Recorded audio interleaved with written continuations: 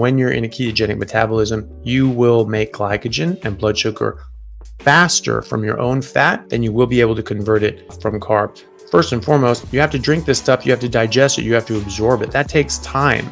But also the conversion of glucose into glycogen actually takes longer than our conversion from fat into glycogen. There's less chemical steps to convert ketones and fat into glycogen. And it's also, you don't have to digest it and absorb it and drink it and carry it with you. So if you're doing an ultra marathon, you're going to run on your fat.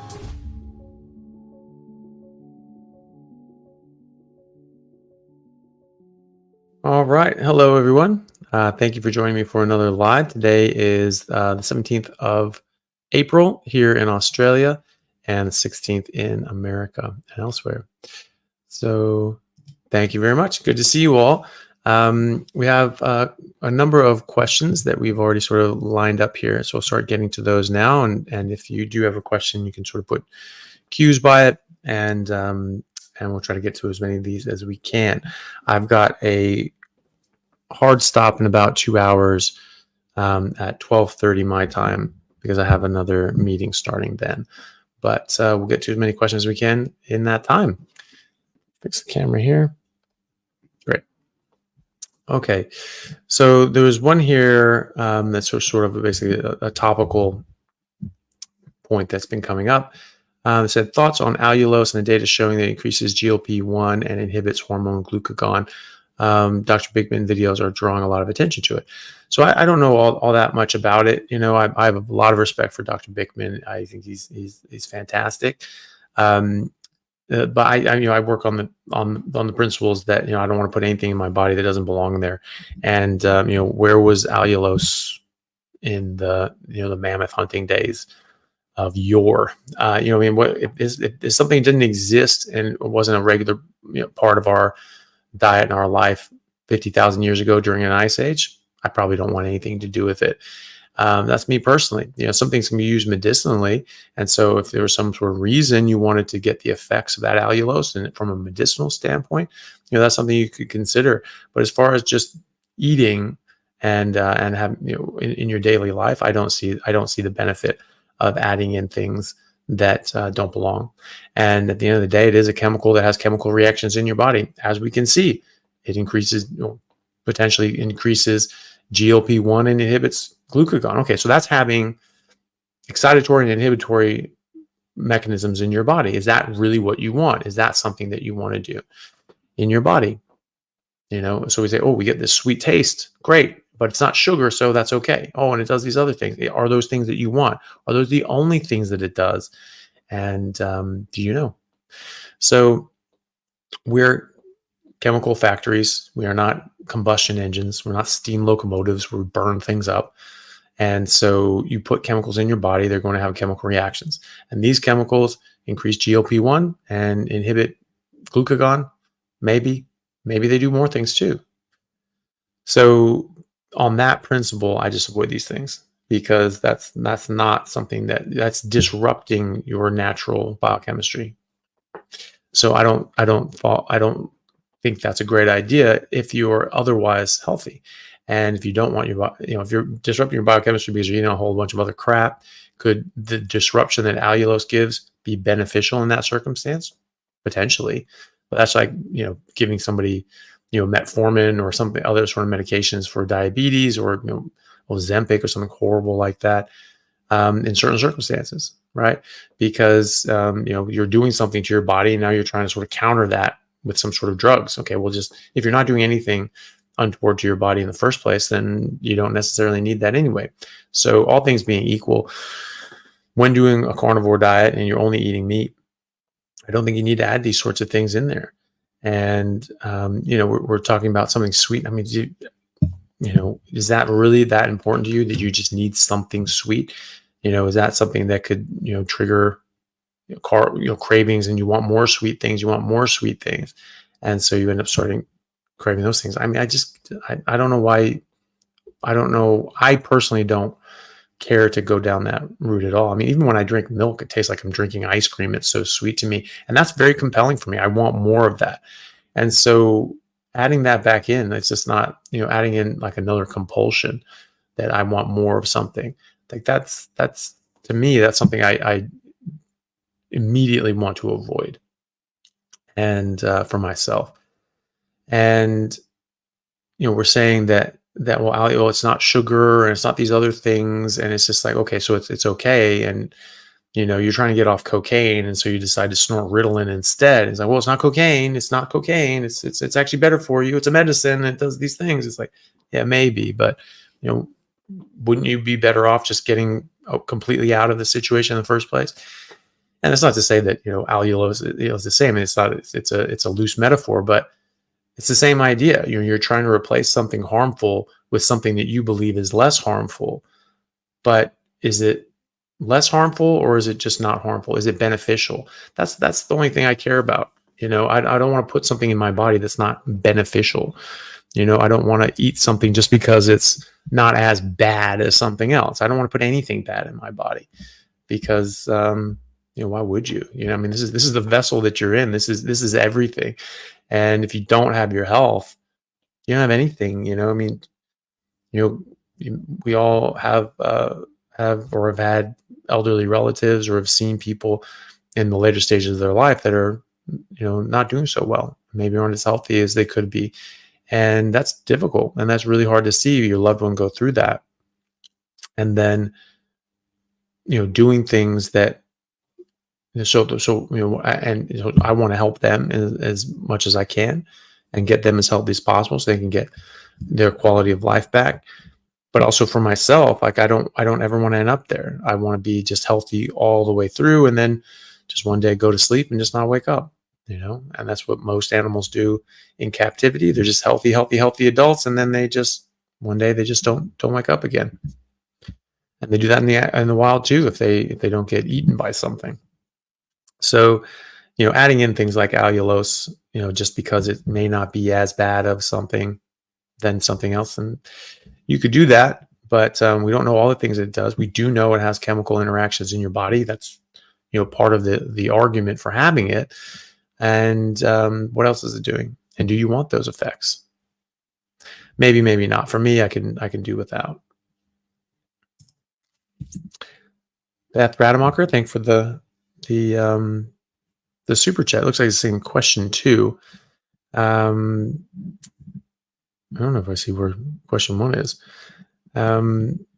So anyway, is it bad to drink water close to meals? It's not necessarily bad, but you're filling up space that could be used for food, and so sometimes you stop eating prior to when your body actually wants you to, and it can dilute the stomach acids and digestive enzymes. So potentially. So it's been long thought that you should probably not drink sort of within 2 hours of a meal. And that's hard if you're eating multiple meals a day, but if you're just eating once a day, pretty easy to do. You just sort of cut off at a certain point, eat your meal, maybe have some sips to help wash things down if you want to, and then just wait an hour or two after that before you have some more water after that. So especially for people with gastric sleeves or bands or other sorts of bariatric surgery to help them lose weight, which is a growing number of people, you want all that space available for actual food. I mean, that's the thing, it's the signals to eat that are the problem, not the size of our stomach, right? It's not just like, we were just made like, oh, these stomachs are just too big and it's just ridiculous. We just got to cut these suckers down so you just can't physically fit food in there. No, it's the impulses to eat and to overeat. And also when you're eating high caloric but low density nutrition, with low nutrients value, your brain's just telling you, like your brain tracks nutrients, it doesn't track calories. So it's yes, it has stretch receptors and it says, okay, well, you're full now, but it also sees that there's no nutrients in your stomach. You have receptors in your stomach that go up to your brain from your vagus nerve, and they track nutrients. As you're eating this high octane garbage that's designed to taste good and trigger that, ooh, this is good sense by these very clever food scientists. But then it actually gets into your stomach, and your stomach goes, yeah, there's no actual nutrition here. Keep eating. And you disrupt your leptin and your ghrelin and your hunger cycles and your hunger hormones. And so your brain is just telling you it's this perfect storm for you to just pile on food. And so it's okay, well, we need to physically limit this because, you just can't have any self-control. Well, that's nonsense if you're eating the right thing, because your body just tells you to stop. And so it's not about how big your stomach is. It's about how much nutrition you're getting in, and are you disrupting your hormones? And that's another thing when they do the gastric sleeve, they cut out part of the stomach that makes ghrelin, which is actually a very important hormone. You don't want to like not make ghrelin. And so, I mean, ghrelin has effects on all other things too. You trigger growth hormone as well. So it's like, is that really what you want to do? Is cut that out? Is this cut out your body's ability to make an entire category of hormones? Like, probably not. And so it's a bit backwards, I think. And I hopefully that whole field of medicine goes away very soon, because it hurts people. It's really not good for you. And so if you have had that, then you have this smaller container. You really need to maximize your volume for just food. So you just need to eat fatty meat, and you want to eat it without any water or whatever, because you're going to fill up that space, and that's going to severely limit you from getting enough nutrition. So for those people especially, definitely best to not drink water within at least an hour, if not 2, before and after meals. And then next question from Beth. Thank you for the super chat as well. RHR used to be 38 to 42, now mid 50s. Is this normal? Thank you very much. All right, thank you so much. RHR. Were we referring to something RHR before? I'm not actually sure what that is. What is RHR? If anyone knows what RHR is, please, or if Beth's still in the chat, maybe just pop up what you mean by RHR. I'm not seeing another chat before that sort of talks about RHR. If people could spell things out. I mean, there's a lot of acronyms out there, and unfortunately, I don't know all of them. Or fortunately, I don't know all of them. Resting heart rate. There we go. Resting heart rate used to be 38 to 42. Now it's mid 50s. So first of all, that's remarkably low. So almost like dangerously low. But if that's normal for you, then great. As long as you're getting the right cardiac output, mid 50s, wouldn't worry too much about it. I have seen people who have found that their resting heart rate does go up a bit.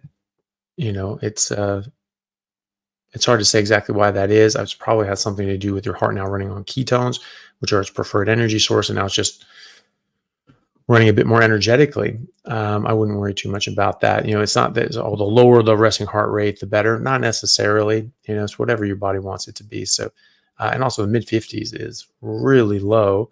I mean, that's sort of in the range of I'm taking medication to slow down my heart level of low.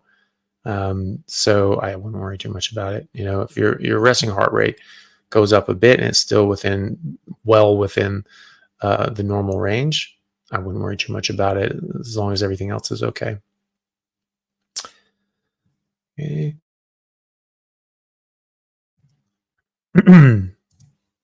Okay, so here's a question from Karen Farrell, who says, husband had a heart transplant 8 years ago. Heart is doing great.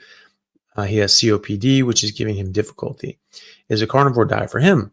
He is nervous about how it will affect his anti-rejection meds. It's not gonna mess up with his medications. It's going to make him as healthy as possible.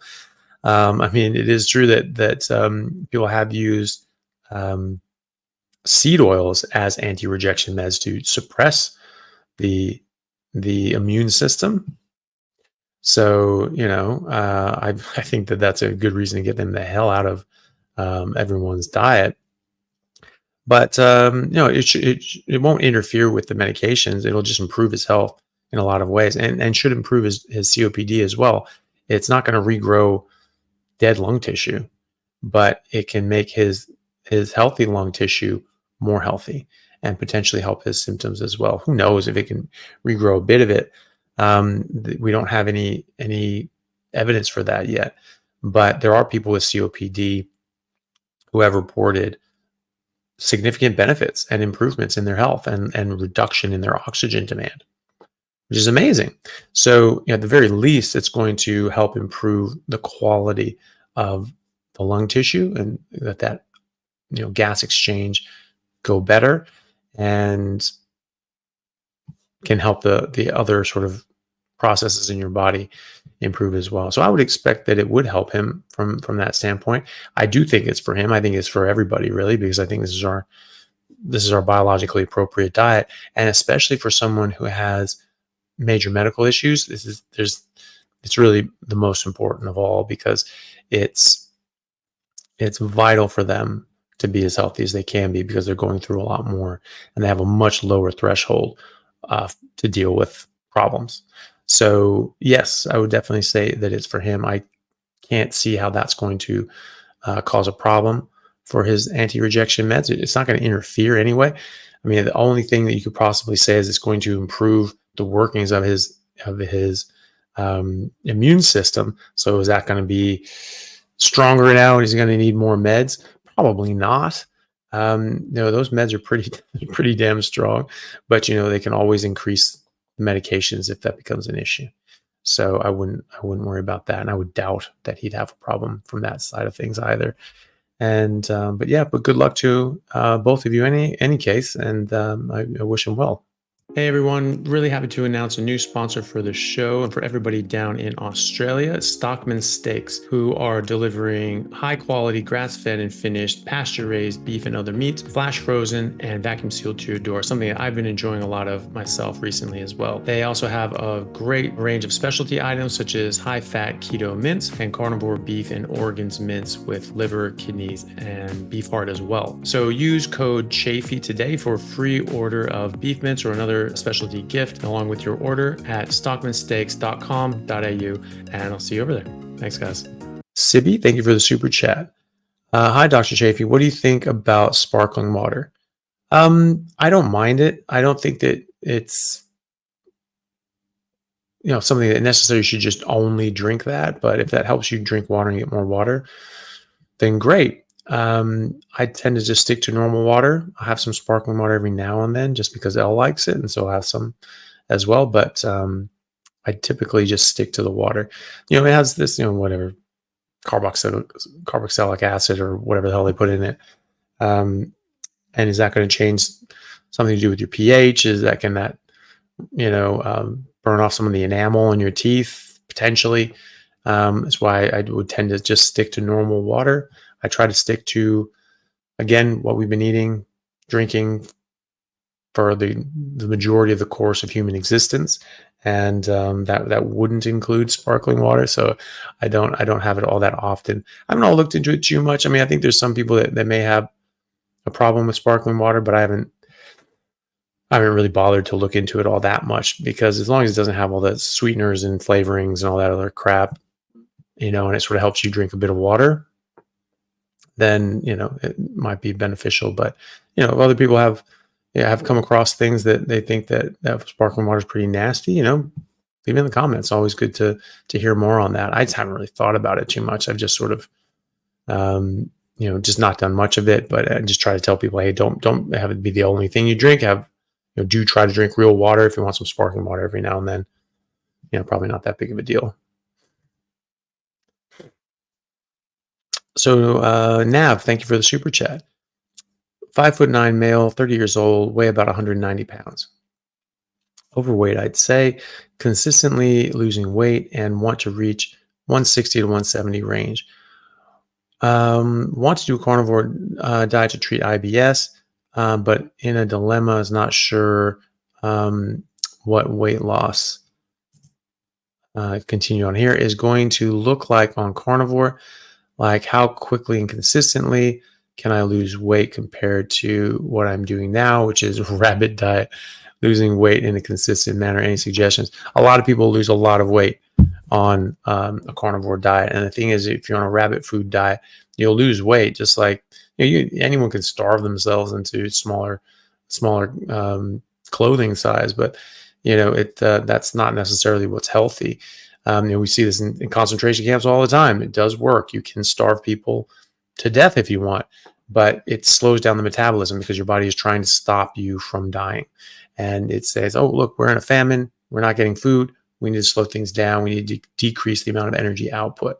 And that slows your metabolism. So you will lose weight, and weight being the key thing there, because you can lose lean body mass as well. You can lose muscle and bone as well as fat. So do you want to lose weight or do you want to lose fat?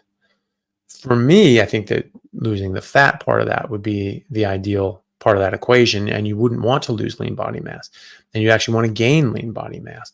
So a lot of people do that on a carnivore diet. They actually lose fat, gain muscle, gain bone density, and that's good. That's really good.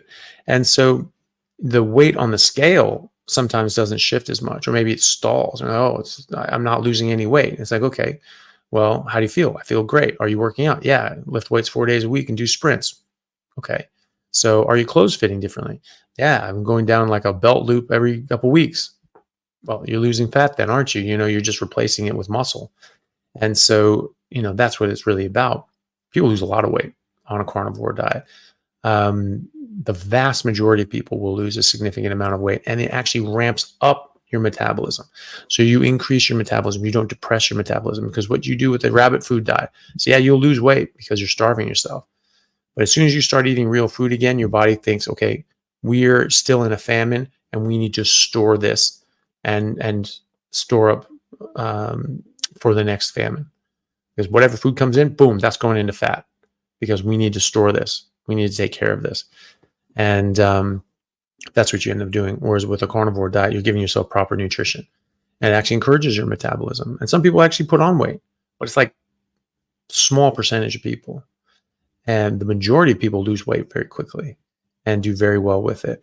The other people that have sort of metabolic issues and hormonal issues that they can sometimes test for, and you can see like, ooh, okay, this might be why they're having trouble. But you can see that, and you signpost and say, hey, look, your leptin is hugely elevated, and you have insulin resistance and all these other sorts of things. And so these are signs of a depressed metabolism, and you have these hormonal imbalances that can make it difficult for you to lose weight early on. But these will all come down on a carnivore diet. And when they do come down, you start to see more and more rapid weight loss. And then you get a lot of weight loss after that. So you'll lose weight, depending on where you are. You've been starving yourself and your metabolism is what it is. You may just consistently lose weight, or body may say, oh dear God, we need to store some fat because we're in a famine. But at the same time, you'll increase your metabolism eventually. You'll encourage your body, and you'll lose weight, and you'll lose fat in particular, and you'll put on muscle, especially if you work out, especially if you're lifting weights, especially if you're sprinting. And so that's what I would do, because this is about health. This is about long-term health, and sort of laying down the patterns of behavior that will keep you healthy for the rest of your life. And so that's what you want to do. And it will treat your IBS. Like, your IBS will go away as soon as you stop eating plants. Like, it's crazy. And so, and you'll also lose weight, and you'll gain health, and you'll gain muscle. So I mean, that is what I would recommend anyway. Guys seem to have, we sort of got the long end of the stick on this one. When I see people stall with their weight loss, actual fat loss, it's typically women, but even then it's the minority. Most people lose weight, but you look at Kelly Hogan, she actually put on weight for 6 months, and she said it wasn't all muscle. I was definitely gaining fat, but her health was getting so much better. Her skin was better. She had boils all over her body. They were gone now. And she felt much better. And then after 6 months, then it started going, and she started losing a lot of weight. So something needed to change in her body. Her body was healing from something. Hormones were improving, and she just needed to get that pattern of behavior, just eating meat until it stops tasting good, and eating enough, and getting rid of all the other stuff, and sodas, diet drinks, all these sorts of things. And you get rid of all that, and then and then she all of a sudden started losing weight and losing weight and losing weight and losing weight. And after a couple of years, she was down to a very, very slim physique and doing great. So that'll happen for you. And most guys, I mean, I had a guy who had quite elevated leptin. It's like in the 80s, over 100, and bariatric surgeons will often say that you cannot lose weight without surgery. You will not lose weight if you don't get surgery, which is not true.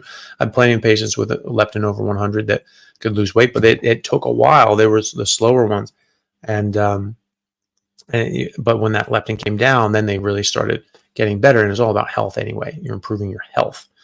And their health was certainly improving. Their autoimmune issues were going away. But this guy had leptin of like in the 80s.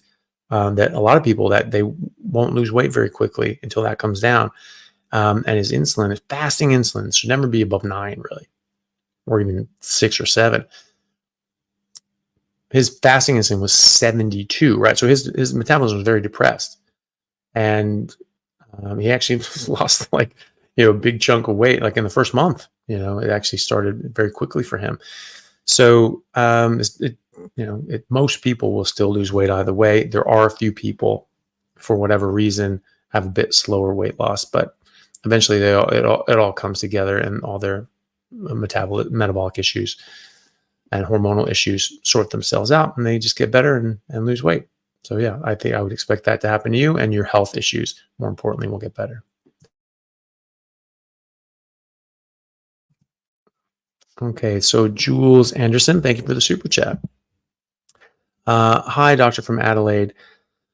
58-year-old female, B6 is high, hidden as P5P in support or in supplements, short-term use, swapped out beef for lamb to reduce daily intake. Any tips? Fatigue, muscle, joint pain, vitamin C deficient too. Is there a link? So I don't think there's any issues with vitamin C anyway. We don't need vitamin C to make collagen. You make all the collagen you need from the proteins available and the collagen available in the meat that you're eating, and so you don't really need it for that anyway. And also, your body absorbs more vitamin C when you don't eat carbs. And there is vitamin C in meat. And there's actually more vitamin C per gram of liver than there is in apples. So, if you are concerned about your vitamin C issue, add in some liver, things like that. As far as B6, being high, high according to who? Because all these different B vitamins, or all these vitamins in general, are generally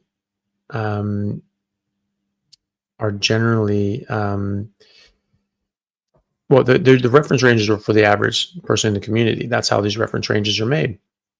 And so the average person is malnourished and sick. And so that's not who you want to be comparing yourself to, especially for nutritional deficiencies, when everybody's nutritionally deficient.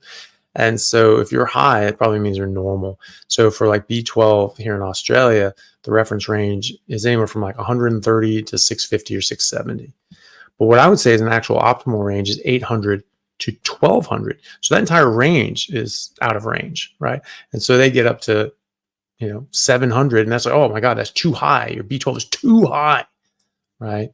Actually, it's not high enough. It's actually still low. And then in the UK, it goes up to 540, right? So that's even less. So you can get up to 650, which is normal for a lot of labs here in Australia. That's too high in the UK. Oh my God, it's too high. No, we have absolute levels here that, I shouldn't say absolute, but there are levels here across humanity that, below this and above that, it's better, better or worse, right? So below 400 has been shown to, in Australian numbers, been shown to cause demyelination of your axons, right? And so that can cause nerve damage, cause brain damage, cause brain shrinking, and shrinkage of your spinal cord and things like that. So that's obviously very important, right? And so that's within that range, right? You go from 130, that's normal. 131, that's normal. But below 400 can cause brain damage. So that's not normal. It's just the norm, right? It's just the average for the community. But the average person is unwell. And so that's not who you want to judge yourself against. So, I don't know off the top of my head the reference range for B6. I don't check it all that often. But if you're slightly high for the Australian reference ranges, I would probably say that that's a good thing. I have patients that, like my B12 is high, but it's not high. It's exactly where it should be. I don't supplement. I just eat normal food for a human, and my B12 is up above 800. That's exactly where it's supposed to be. You have in some liver, you'll definitely be over that. So I wouldn't worry about it too much. The main thing with B vitamins is you want to keep them all relative. You want to keep them all sort of balanced, because if you get a one of them way out of balance with all the others, that can cause a relative deficiency in the others. It's a bit weird, but they all go together. And so you want all these things coming together. So if you're just taking like thiamine on its own, probably shouldn't do that outside of specific medical conditions, like someone who has alcohol withdrawals and things like that, or like Wernicke's and encephalitis or something like that, some sort of alcohol driven thiamine deficiency. You're sort of getting that up, but you want to keep all these things in balance. So just eating real food and eating meat, eating some liver every now and then. You don't have to have much, but having some is usually good, especially when people are starting out, because everyone's nutritionally deficient. If they, that's what we see in the reference ranges. Everyone's in a state of nutritional deficiency. So we're calling nutritional deficiency normal. So obviously that's not normal. And so everyone's deficient. So, starting out on a carnivore diet, having more nutrient dense things like a bit of liver, kidney, heart, probably a good idea.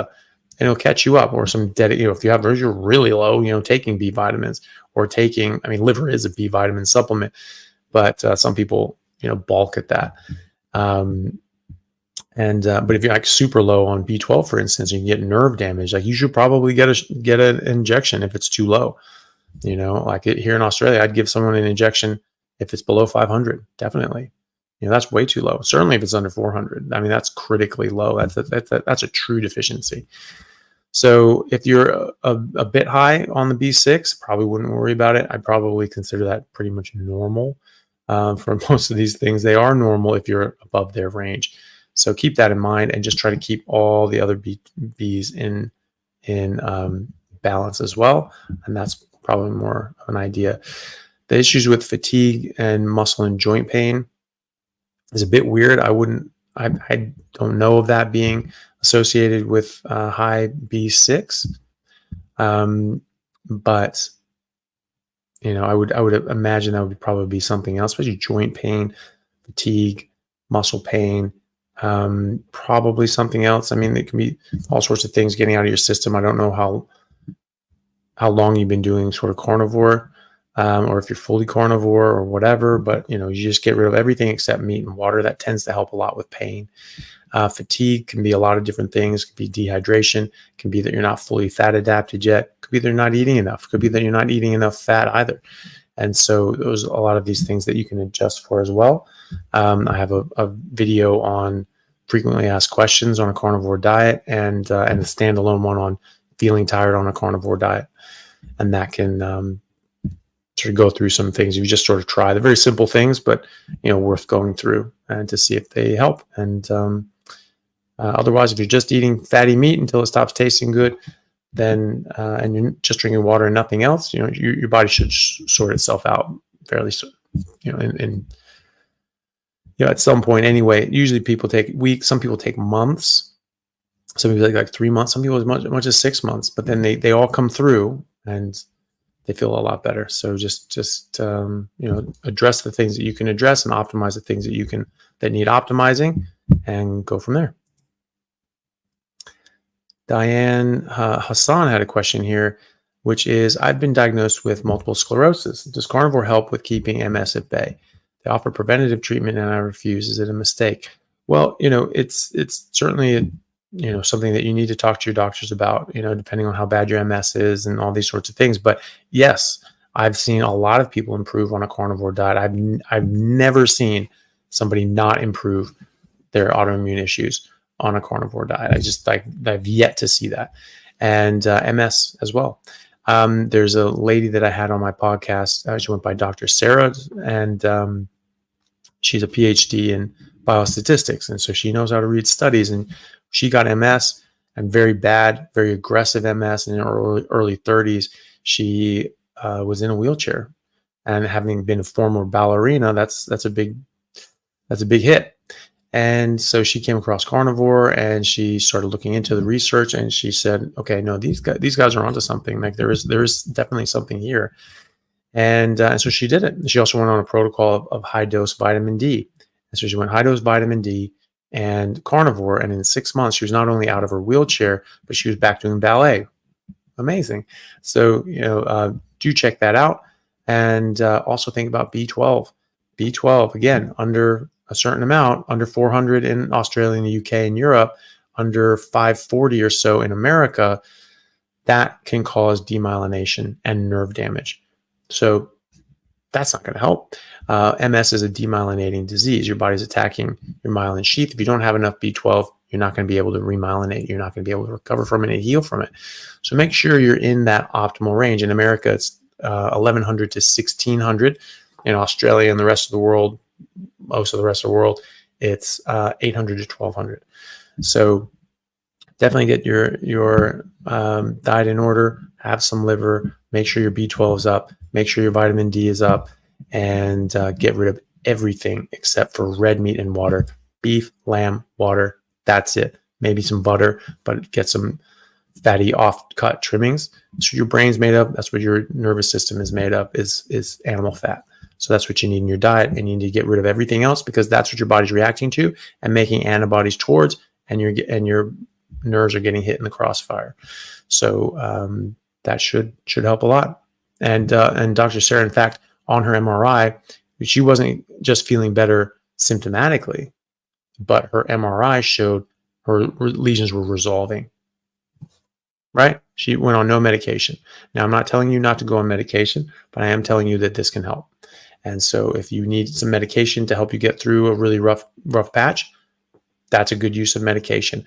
But it's not something you have to rely on as a sole treatment, because it doesn't address the underlying root cause.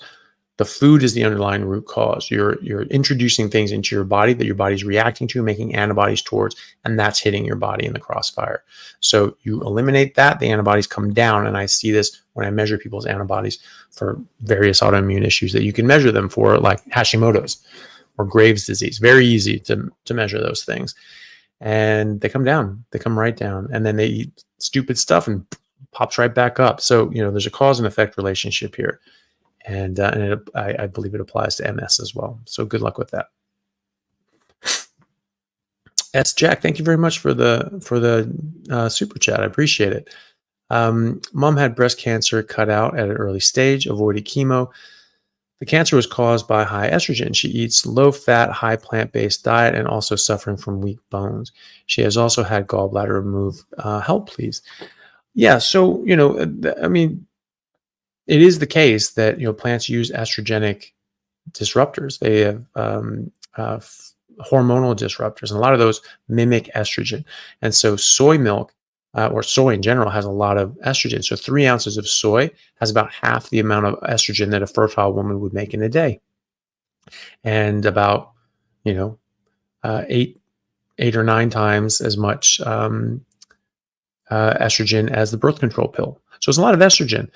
In fact, this is in the published literature that men have actually grown breasts by drinking as little as 8 glasses of soy milk a day, or as much as 8 glasses of soy milk a day, because that's horrifying. But that's how much estrogen is in there. Flaxseed as well, tons of estrogen, and a lot of other things as well have high estrogen. Meat does not have high estrogen. Meat has non-hormone treated beef. For 3 ounces of lean beef has about 1.3 nanograms of estrogen in it. Hormone treated beef has 1.9 nanograms. Okay, so it's a 50% increase. But soy has 200,000 nanograms per 3 ounces, right? And a birth control pill is 35,000, and a woman makes nearly 500,000. So, big difference there. Meat does not contribute to untoward estrogen levels. It just optimizes hormones in everybody if eaten on its own. So low fat, not a great idea either. You need the fat. It's very good for your body. It's very good for your brain. Your brain's made out of it. And she has weak bones because she's doing that. Unfortunately, the body is made out of meat, and we need certain specific nutrients, really from meat, that are going to help us build and maintain meat. And we can't do that from plants. You can't. It's very difficult to turn plant tissue into animal tissue. It's a completely different form of life. And some animals can do it, but we are not those animals. And so the reason she has weak bones is because she's eating these plants.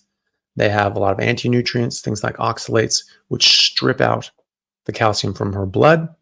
And so in order to not die, her body strips calcium from her bones to raise her calcium levels in her blood again, because under a certain level of calcium, your heart stops, goes into tetany, just locks up. It just cramps. It's like a giant muscle cramp, but it's your heart, right?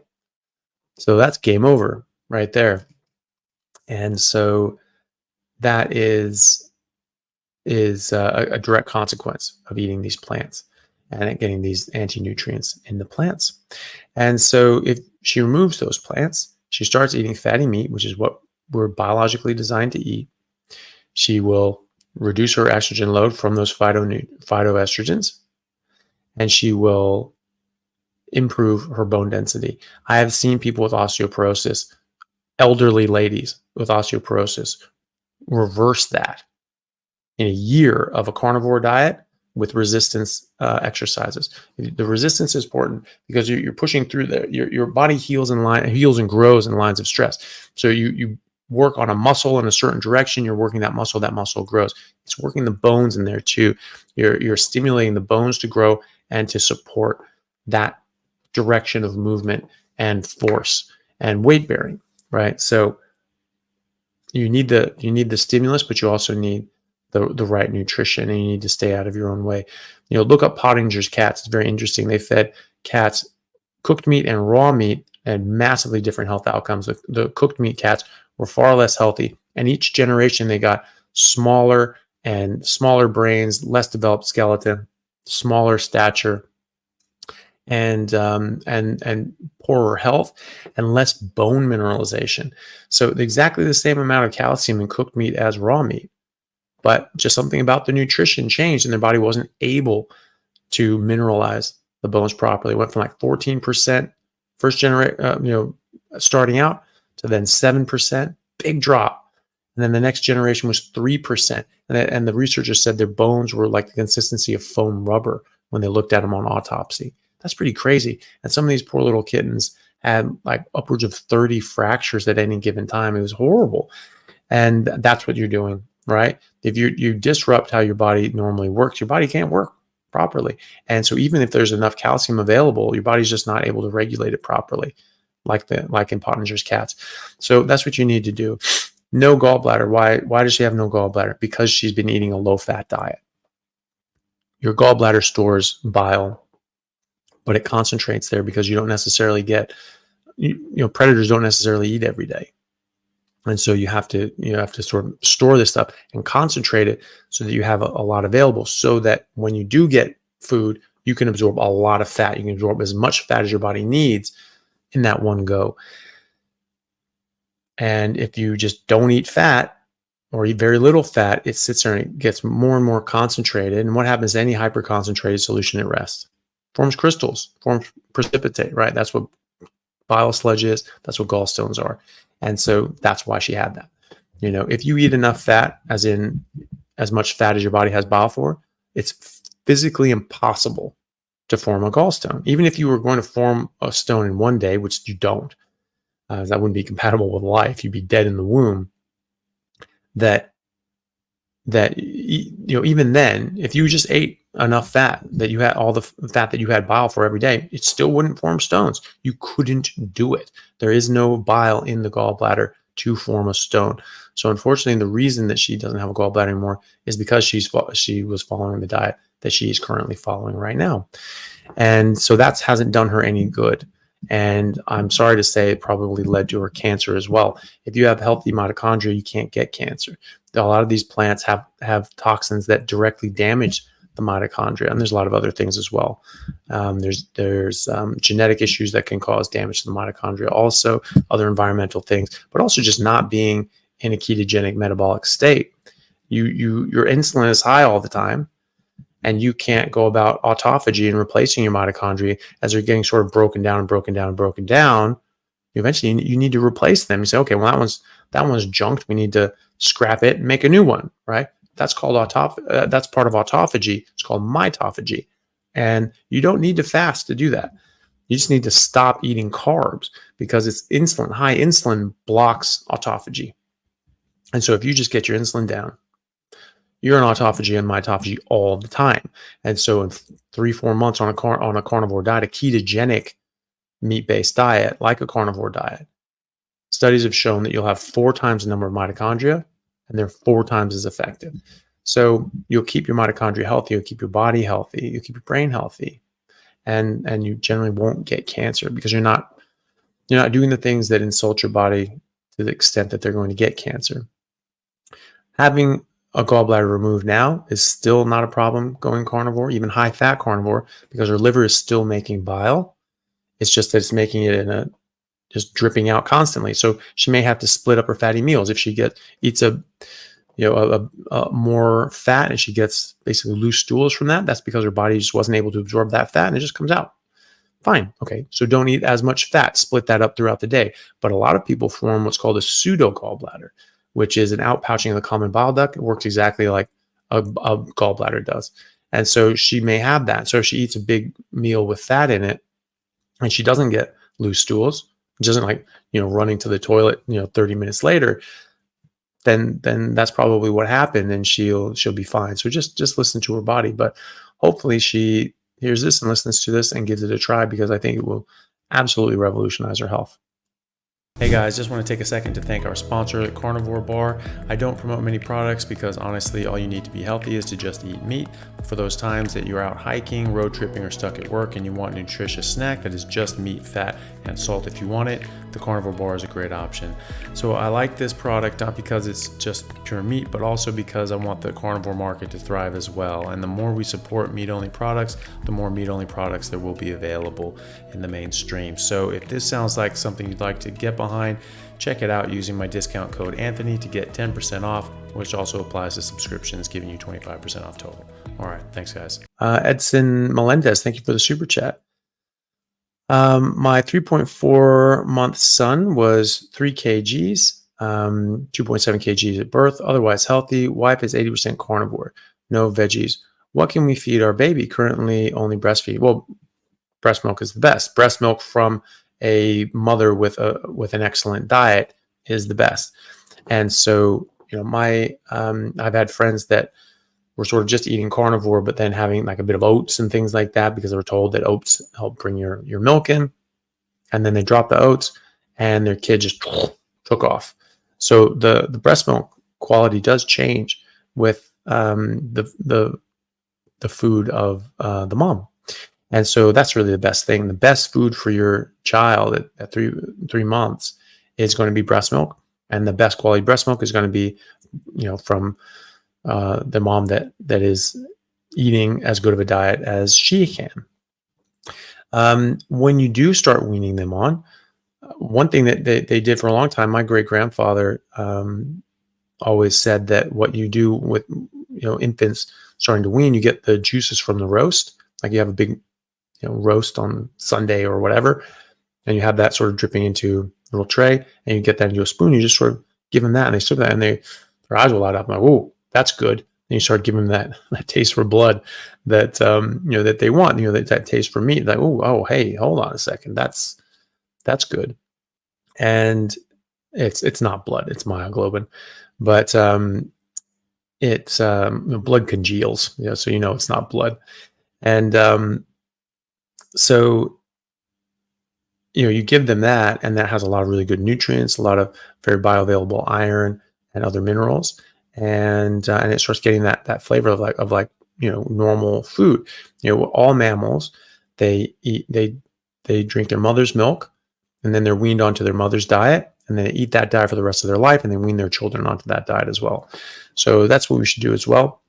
You start with like things with the juice of the roast, but right now breast milk is where you want to go. 6 months, a year down the track, when you guys start weaning onto more solid foods, start with the juices from the roast, get them going, and then a lot of time you can read into this, but there's sort of like basically give them a piece of meat. If you cut it up into small chunks, those are the ones they can choke on. If it's a big bite, if it's a big chunk, then they're gumming on it, so they're teething on it, which is good for them. They're sort of squishing out different nutrients that they can swallow, and little juices and things like that.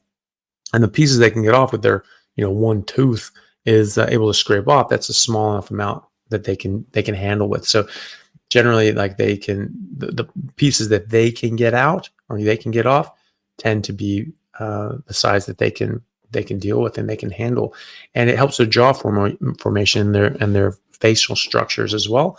And those are all good things. So for proper facial development and airway development as well, so they'll breathe better throughout their life too. So that's what I would suggest, is going in that way. And I would feed them meat. If you're feeding him solids, just feed him the only thing that he's designed for. Start him off now. If he's eating carnivore from birth, that kid's going to grow up to be a superhero compared to his peers. And we need some superheroes right now. The world is getting to be a dark place, and there's some weird things happening, and it's probably going to get a hell of a lot worse before it gets better. And we need some strong kids growing up into strong adults. And so that's going to be very necessary for the kids that we raise now to be very strong and very well nourished and very mentally stable and sound, and physically sound too. So doing good work, and that's what I would do. Just feed them meat. That's it. Fatty meat, lots of fat. Okay, Blue B, thank you for the super chat. What do you think of a gallon of water a day on carnivore? If that's the right amount for you, then that's the right amount for you. To see how your body feels, I probably drink about that, sometimes more. If I'm being more active, then I tend to have more than that, and I feel better with that. Some people do fine with less than that. So just go with how you feel. So you'll you need enough water. And if your body's telling you that you should drink more, then drink more. If your body's saying, yep, that's it, stop here, then that's fine too. Just see how your body feels and just play it by ear. Everyone's going to need a slightly different amount. Northern Yeti, thank you for the super chat. Last week's rant about God flooding the earth to get rid of the deranged vegans had me cracking up. Thanks for these live streams. I'm glad you like that. Yeah, so I thought that was kind of a funny way to think about it as well. But yeah, well, I appreciate it, and thank you for watching, and I'm glad you liked it. Maybe we can clip that one, the deranged vegans one. That might piss off a lot of people, so maybe we should definitely do that. So I don't know if you have a timestamp for that or something like that, you can stick in the chat and we can try and find it and clip it out. That'd be awesome. So might be funny to piss people off. We'll see. Rajaram Jayashankar, thank you very much for the very generous super chat, which is a regular theme from you. It's very kind of you. Thank you. Greetings from India. 1, is charring on meat bad for health? 2, can you throw some light on deep frying meat in tallow? Is it safe and healthy? I think that deep frying meat in tallow is perfectly fine. The deep frying part of things, deep fry, that's bad. They blame it on fat. They're fat's so bad. No, seed oils are bad, and cooking in seed oils is worse. And so that's the problem with that. And when you deep frying in there, a bunch of breading and garbage like that. So that's what's not bad. That's what's not good for you. Tallow is great. So if you're deep frying just meat in tallow, great. You can actually put panko, pork rind panko. You can put that on as like a breading for fish or chicken or whatever. You deep fry that. It's amazing. and you have that sort of crunchy, bready crust, and it's pork rinds, right? So there's as long as the pork rinds aren't fried in seed oils, which most of them are, so you have to watch out. Then you're fine. So yeah, deep frying in tallow, no, that's perfectly fine. Tallow is super healthy for you. Has a high smoke point and largely saturated fats, and so it's totally fine.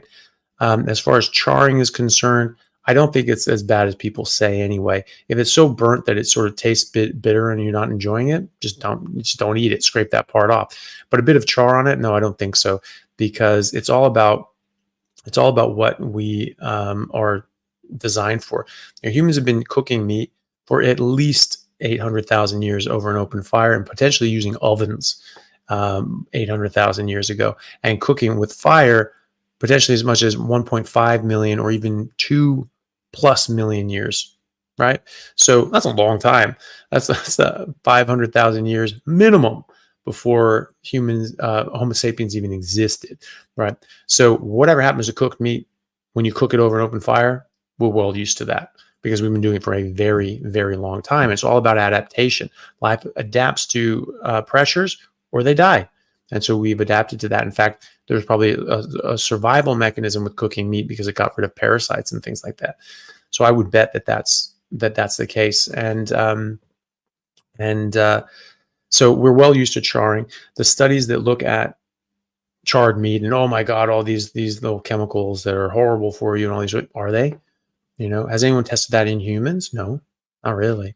They test those in mice and in animals that haven't had 1.5 million years of exposure to cooked and charred meat over an open flame, and they were given tens of thousands of times the levels of these toxins than you find in a burnt piece of meat, right?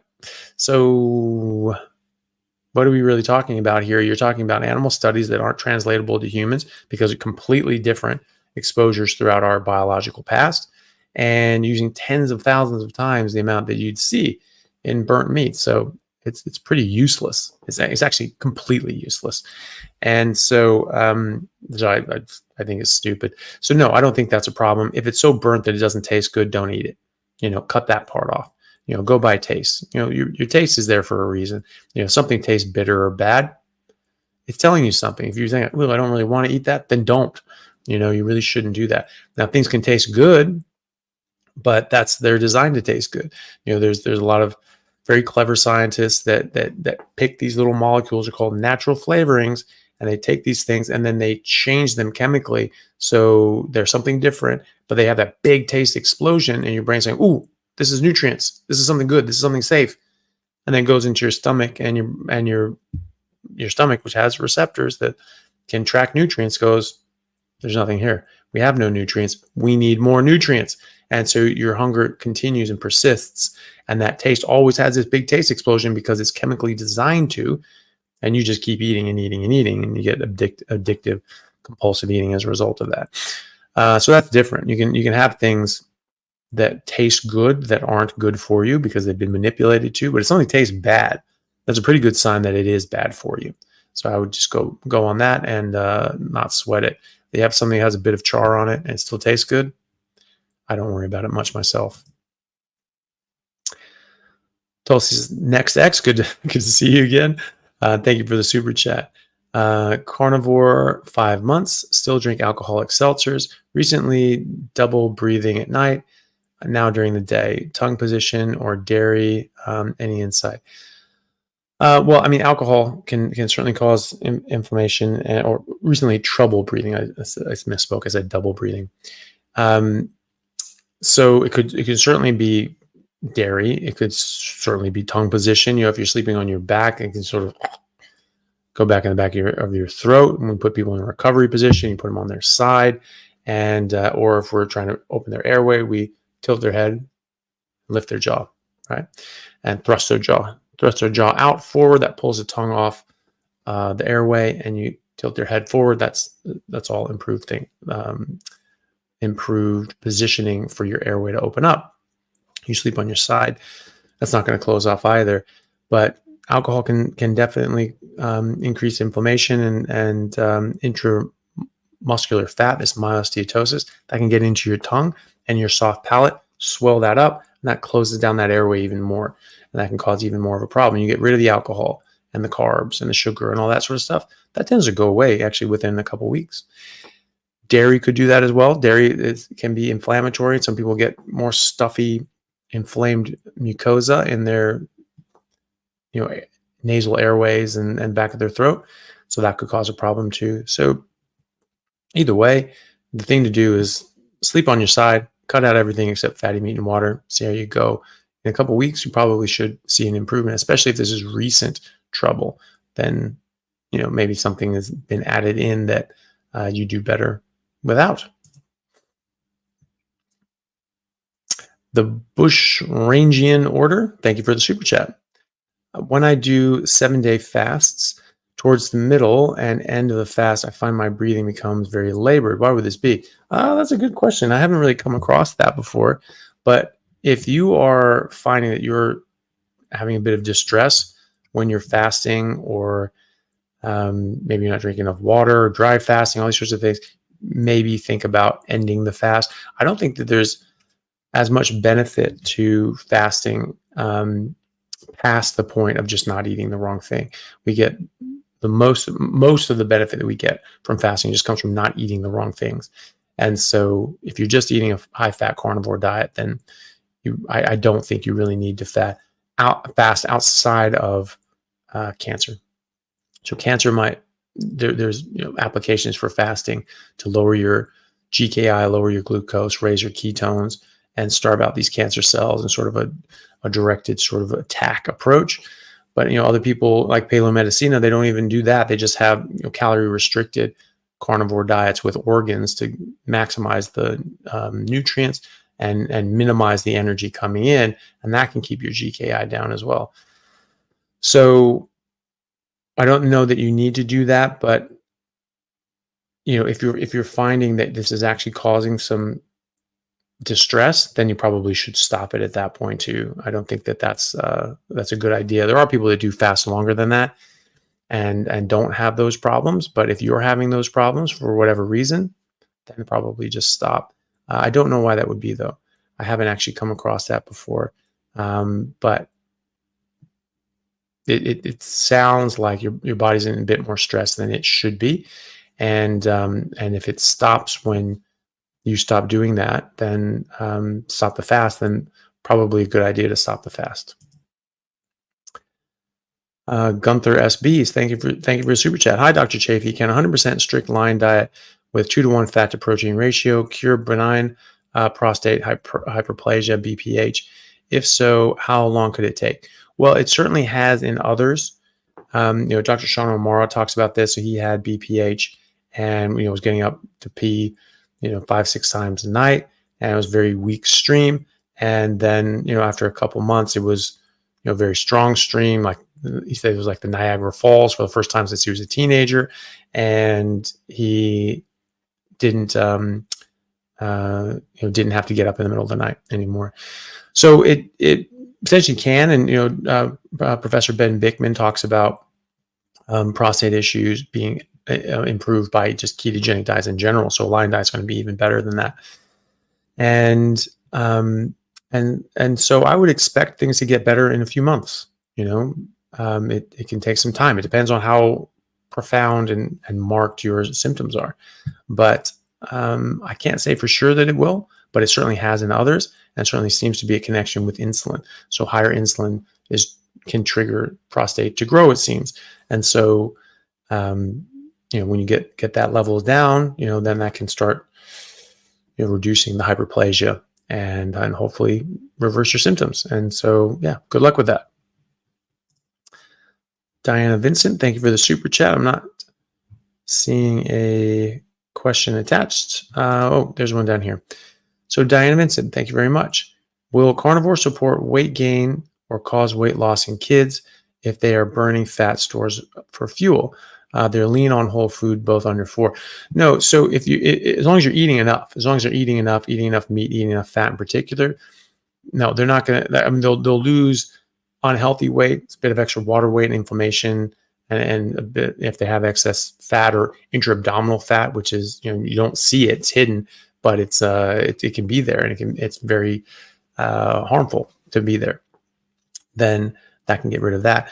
But no, I mean, this will actually, they'll grow like weeds, and they'll get much healthier, much taller, much more well-developed musculoskeletal system and nervous system, including their brain. And so as long as you're eating enough, you just keep telling them, keep eating like it's your job. You eat fatty meat until it stops tasting good. You just keep going. And they have as much as they want, as long as it's just that. And no, they'll grow like hell, and they'll be way healthier. They'll be just lean, and they'll start, developing muscles, and their brains will grow a lot quicker. Your brain needs to be in ketosis when it's developing, because the ketones are your brain's primary energy source, and they also cross the blood-brain barrier and reconstitute into fatty acids. And that's what makes the physical structures of their brain, and rebuilds and maintains our brain, but it builds their brain from the ground up. And so their brains will be larger and more developed and better developed if they do it that way. So yes, it's a very good idea for them to do that. No, they won't lose too much weight. This isn't just weight loss. This magical weight loss pills just make everyone lose weight. This will make you lose unhealthy weight and put on healthy muscle and healthy nervous tissue, and develop your brain and your body better. So this is just optimal. This is the optimal diet for human beings. So it's going to be optimal for anybody in any situation, and we'll optimize them in that situation. For kids, it will optimize their growth and development, health, and neurological development as well. And then all the other things come into play, keeping them off screens, keeping them away from games and TVs and scrolling, all that sort of shit is completely toxic to the neural development. So that's really important to keep them away from that stuff as well. Have them reading books, have them playing games with actual toys, with just wooden carved toys, those puzzle games where you're trying to figure out how things can connect and reconnect, and those blacksmith puzzles. Those are great for brain development, neural development. TVs aren't. TVs are really bad. Even if it's like educational, it's toxic to the brain, and especially at that age.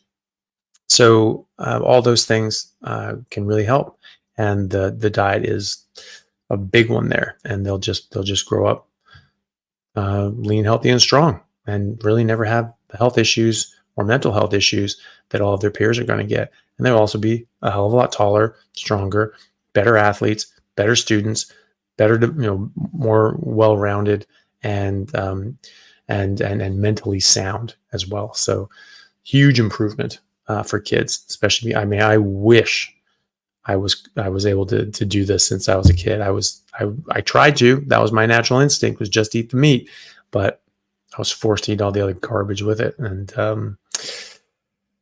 that sucks. But that doesn't have to be the case for your kids. So good luck with that. Good luck to them. Andrew, thank you for the super chat. I'd like to switch my dogs to ground beef, but worried about the quality of bulk meat that's comparable to price of kibble, especially raw. Thoughts on that? No, I mean, no, the quality of meat is great. If you're just getting ground beef, I mean, that's really good. I mean, really good. I mean, especially like human grade ground beef. No, it's fantastic for them. Dogs and cats do best on like a raw food diet. Dogs can do a bit better on cooked. They've been with us for a while, and we've been feeding them sort of cooked or at least partially cooked meat for a long time. So they have a bit of adaptations. Cats have to have raw meat, and I would expect dogs to need or do best on some raw meat as well. But I don't know about that. Maybe there's some vets in the audience that can tell us. I certainly know that the vet that I spoke to that recommends raw meat diet for dogs and cats does recommend raw meat, but also whole meat. So like meat on the bone, chewing on that, ripping the meat off the bone. It's actually really good for their teeth and their jaws.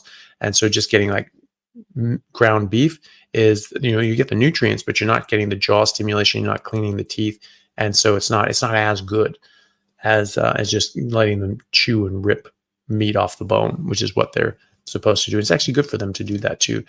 So if you can get sort of cheaper meat on the bone, or it's just like those meaty bones. Sometimes they have like for like soup or dog bones or something like that. Just letting them chew and rip off the meat on the bone is actually really good too. And so maybe you can find sort of cheaper cuts that are on the bone and more of a chunk as well, and give them that as well. But yeah, kibble's toxic. Just stay the hell away from that stuff. 100%. VSL MD, thank you so much for the super chat. Hello, Dr. Chaffee. I've been in carnivore diet 3 months already and lost 40 pounds. Fantastic. Work out 4 days a week, but sometimes I have joint pains. Is it normal on carnivore to cause inflammation in joints? Well, first of all, congratulations. That's absolutely fantastic. 40 pounds in 3 months is great. And you're working out. So you're 100% putting on muscle. So that's way more than 40 pounds of fat that you've lost, because you put on muscle as well. So you can still hurt yourself. And if you have arthritis and things like that, you can get sort of sore joints if you sort of overdo it. Or if you're just sort of working these things. I've damaged my knees from kickboxing from an early age and doing knee strikes, and so I just damaged the cartilage on the knees, and that's just something that happens when you do that. No one told me that. I would have liked to know that. So I would have been more careful with that. I would have only been sort of hitting bags instead of more hard objects, which, as you're a stupid teenager and you're showing off to your friends, you go and bang, do a knee strike and dent in the door of a locker at school, which I did. You probably wouldn't do that as much. Be like, yeah, you can destroy your knees doing that. Would have been nice to know. So now there's pain there because I've damaged the cartilage there on the kneecap. The rest of the knee is perfect. I've had no arthritis, no breakdown, no degradation anywhere else in my knees or any other joints that I know of. But on that, it hurts. And so you can deal with pain. It's a lot easier to deal with on a carnivore diet because the pain is much less. And so you can get on with things, and I still do, heavy squats and leg press and other sorts of things as well. But there is pain there. And so, if you have damage to the joint, you can still have pain there. If you overdo it, they can get inflamed. If I overdo it, my knee swells up. I get an effusion there, and it just fills up with fluid. And then that's difficult because that's all full of gunk. And then I'm really limited because the knee just doesn't bend properly. And so that's a problem. But in general, it will lower inflammation and it will make that better. But yes, you can still overdo it. And it depends on, on those sorts of, if you have damage to the joint as well, it's not going to undo all this damage. So I would just be mindful of that. If you're getting more inflamed joints, or you're sort of getting multiple inflamed joints, you want to start thinking about things like oxalates. Oxalates, when they're leaving the system, they can sort of get too high and they can get in your joints. That's actually one of the 5 causes of gout is oxalate crystals. Now it's called pseudo gout. So gout being uric acid crystals. But until the 2000s, or maybe until the late 2000s, there were 5 causes of gout. Oxalate crystals were one of them. Uric acid crystals were one of them. Now they call uric acid crystals gout, and the other ones they call pseudo gout. But they're all gout. They're all causing the exact same things.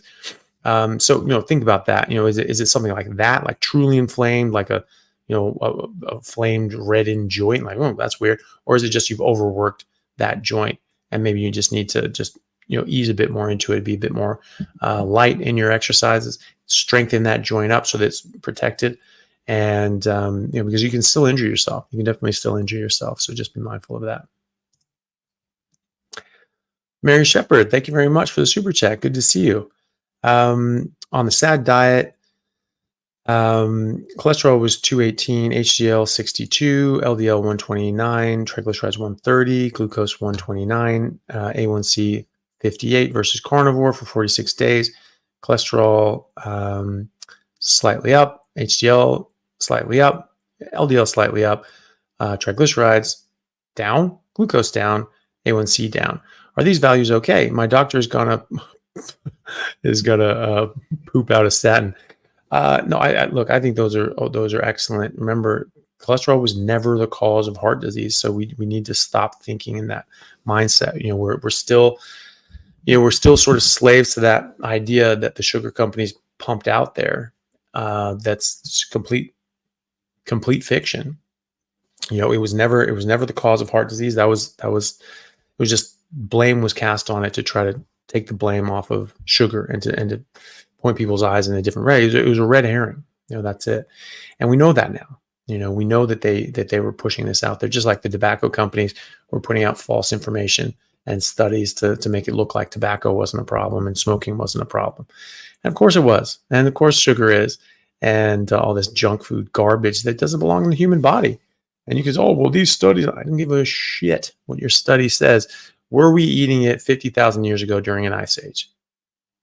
Yes or no? If no, then don't eat it. And especially if we weren't eating it 500,000 years ago during an ice age when we were evolving into what we are now. If we haven't evolved to eat it, if we're not biologically designed to eat it, you shouldn't eat it. That's all there is to it. So, just, I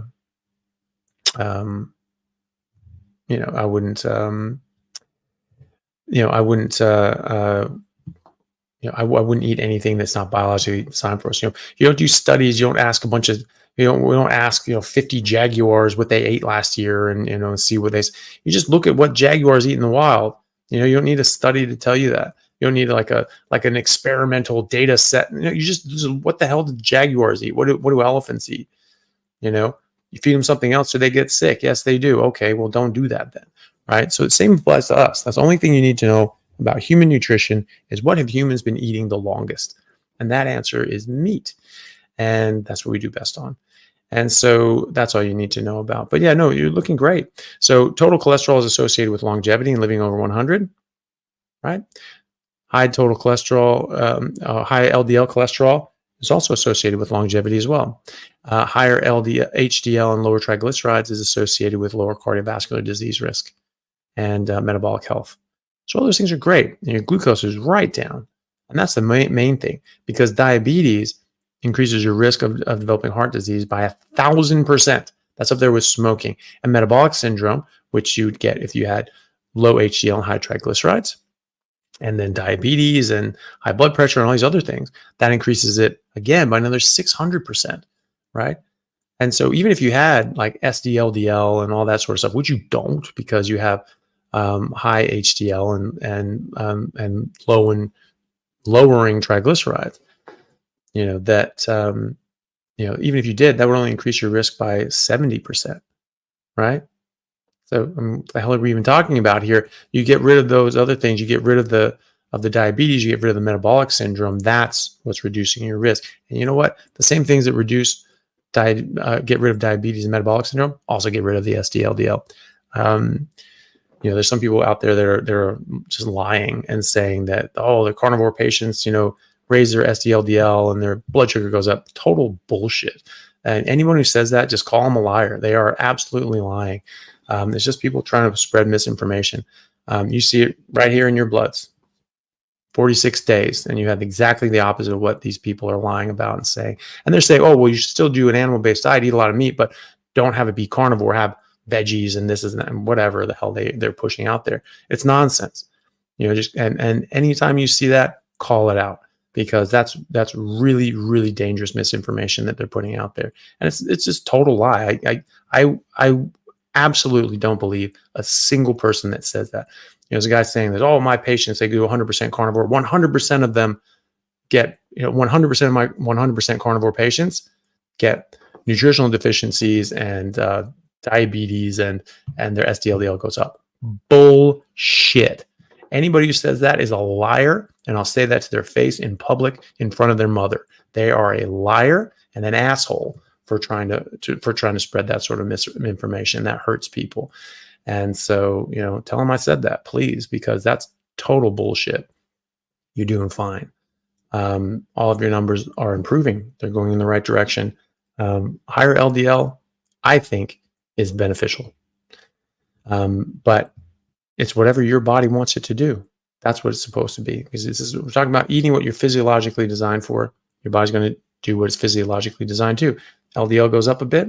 That's because it wants it to go up a bit. We're looking at this from the lens of cholesterol causes heart disease. It doesn't. So watch my video on the truth about cholesterol and heart disease. I go into a lot of this. Watch Dr. Paul Mason's videos on saturated fat and cholesterol and heart disease and all these sorts of things. Who is it? Oh gosh, why can't I remember his name? Malcolm Kendrick, Dr. Malcolm Kendrick in the UK, wrote a book called The Clot Thickens. Calls all this stuff out. It's total crap. Dr. Seema Holtra wrote a book called A Statin-Free Life. Calls it all out too. It's garbage. It's absolute garbage. And so don't worry about it too much. And at the end of the day, your doctor, obviously well-meaning, wants the best for you, and will suggest recommend medications that he thinks are the best for you. But at the end of the day, it's your body. You don't have to take medication that you don't want to, legally and ethically. Like you take what you want to take. You take what's right for you. And if you talk to your doctor and he makes a case that's convincing to you, and you say like, okay, I think this is going to benefit me, then that's when you take medication. If you don't think it's going to benefit you and you think that it's going to be negative for you, then you don't take it. You definitely don't take it. That is not a good idea. Hey everyone, I hope you're enjoying this replay of my YouTube live. If you'd like to catch a live version and ask your own questions, please go to the next scheduled one, usually every Thursday at 6 p.m. Pacific Standard Time. All right, see you then, and please enjoy the rest of the Q&A. The super chat from Ellie Melly. Thank you very much for that. It's nice to see you. Elle says, hi everyone. Hi, Dr. Chaffee. Dr. Chaffee, how formal. Thank you for educating us and helping everyone be their best, healthiest selves. Probably the most generous person I know. Well, that's very sweet of you. I'll remind you of that the next time you're mad at me. We'll see how far that goes. But good to see you, sweetie. I'm glad you're enjoying it. Diana Vincent, thank you very much for the super chat.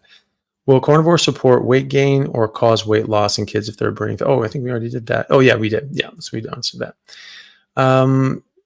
Rainier Ibe, thank you for the super chat.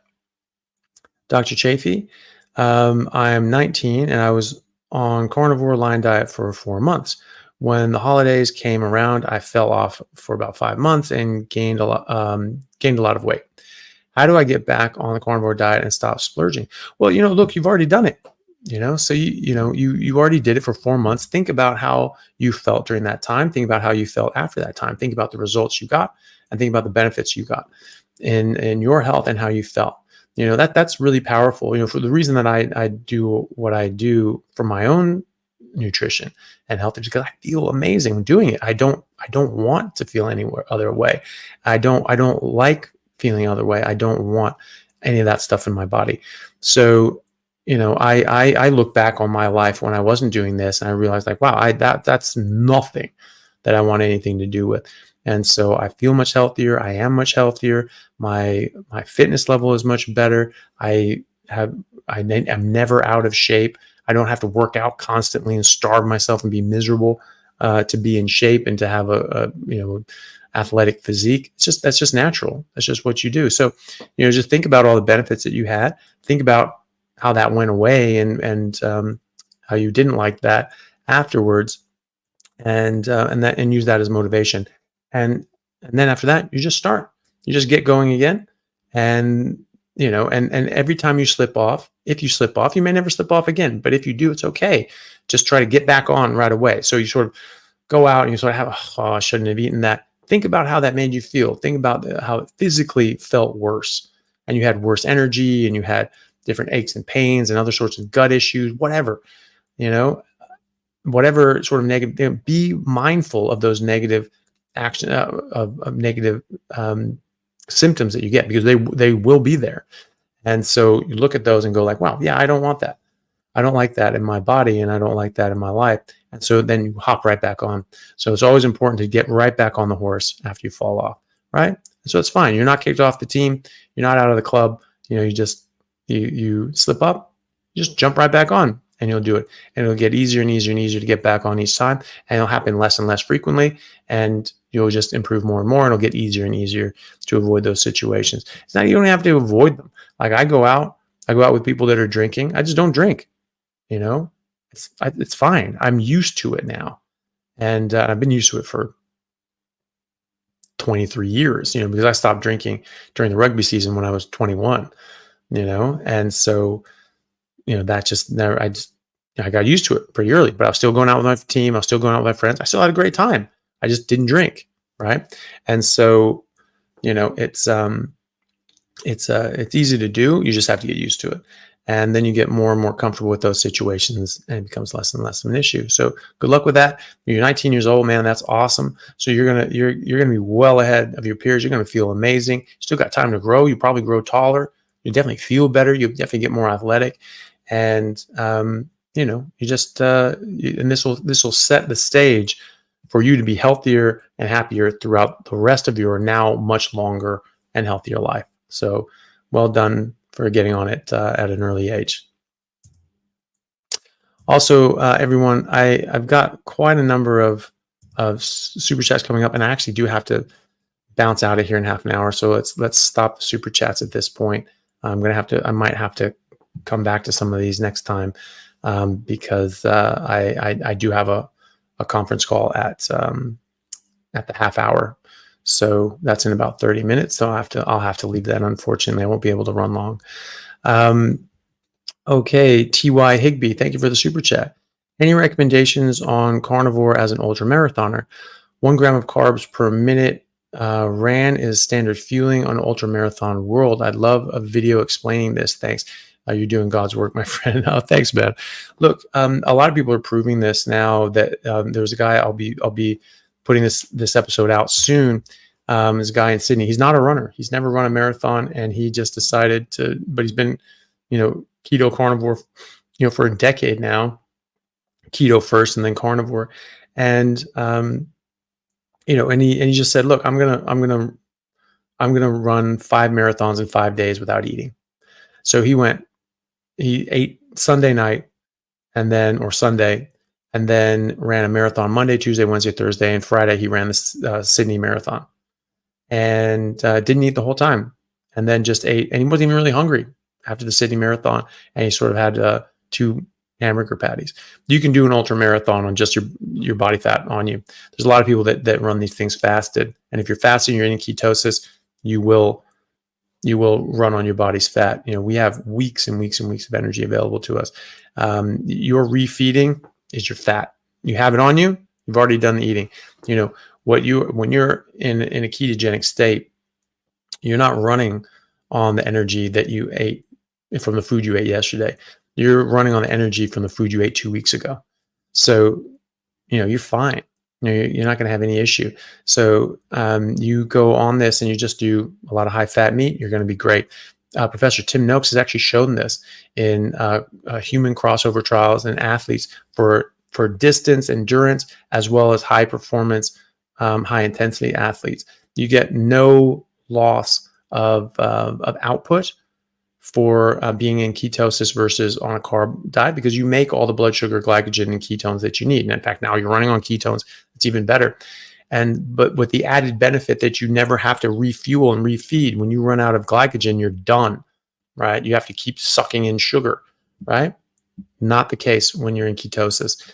And so because you're running on your fat stores. Now, the other question is, which I was asked previously in an interview with a cyclist in Europe, which I didn't know the answer for. But I mean, I suspected it, but now it's confirmed that, what about, that glycogen refueling, that we can suck down sugar water and that, gets your blood sugar back pretty quickly. How fast is it?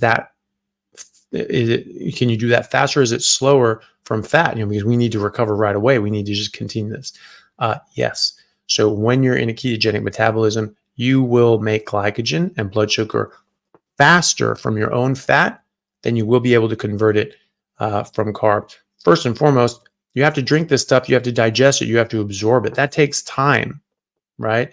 But also the conversion of glucose into glycogen actually takes longer than our conversion from fat into glycogen. I didn't know that, but that's coming from Professor Laszlo Boros, who's a professor of medicine at UCLA and a biochemist and runs professor of biochemistry and ran a biochemistry lab at UCLA, since retired, and now he's professor over in Hungary, which is where he's originally from. And he was saying that there's less chemical steps to convert ketones and fat into glycogen. Who knew? Than glucose, but it's quicker, and it's also, you don't have to digest it and absorb it and drink it and carry it with you. So if you're doing an ultra marathon, you're going to run on your fat.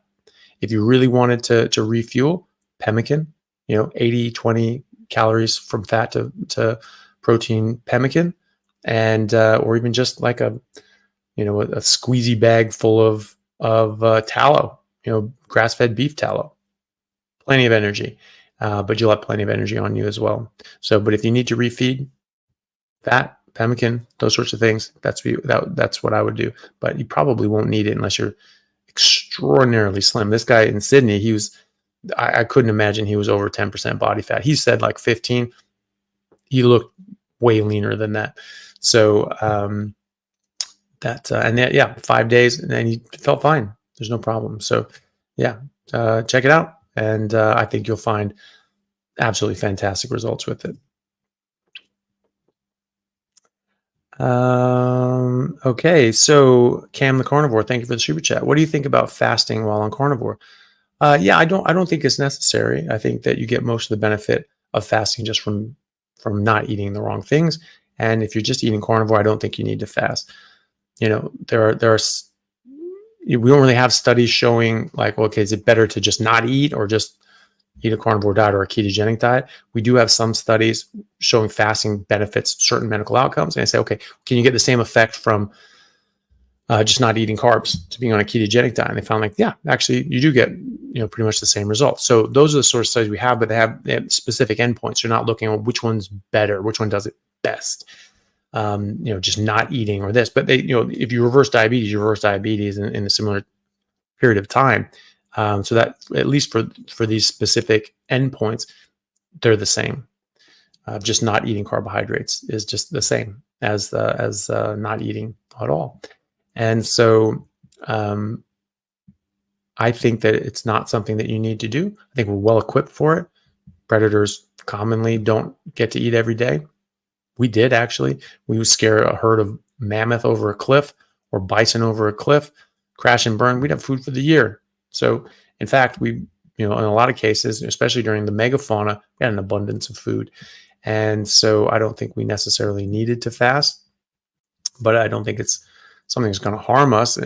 Past a certain point, you can definitely hurt yourself, but you go a few days, you didn't get a kill, you go a week or so, you didn't get a kill, fine. But, your body can handle that, but I don't think you have to do it. I certainly don't think you have to do it. No. So I think just eat fatty meat, be happy. Don't worry about it. In less than cancer, like people with cancer, specific medical things, using, fasting as a therapeutic tool.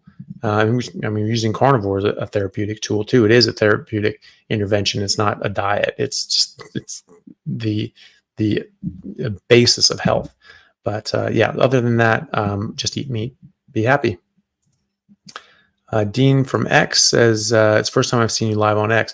Yeah, I just sort of found that we could sort of do this now and link this all through StreamYard, which is kind of cool. So it pops up on X and YouTube and Instagram as well. So we have some people joining us on Instagram also, which is great. It's great to see everybody on here. Well, there's actually a question here on Instagram now that just popped over from Marcia Prodden. Can a pregnant woman be carnivorous without having to worry about vitamins? Humans are carnivores. So, for millions of years, we've just eaten meat while pregnant.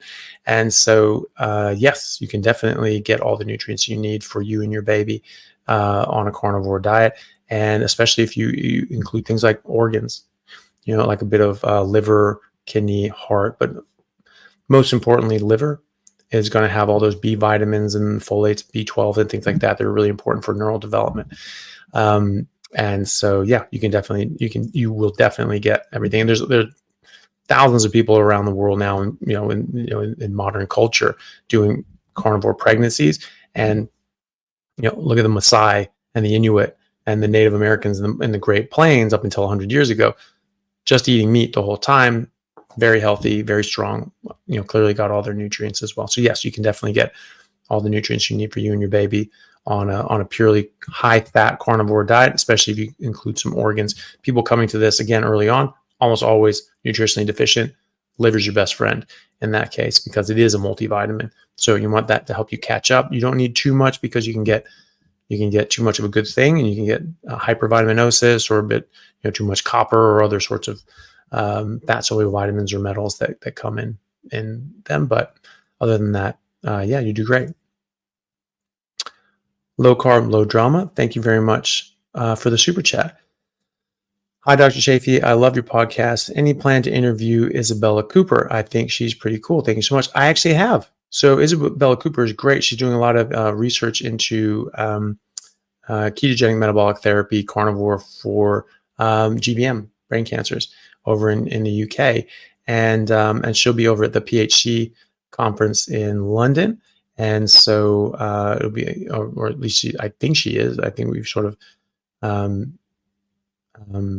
saw that she was going to be there, and so she's great. She's absolutely fantastic. So that's on my interview with Andrew Scarborough. They're both in that for the first half of that, and then she had to bounce off and get back to work. They're sort of squeezing this in sort of at a lunch break, and then he stayed on for a bit longer. But no, she's doing great work, and so people want to see my interview with Isabella Cooper.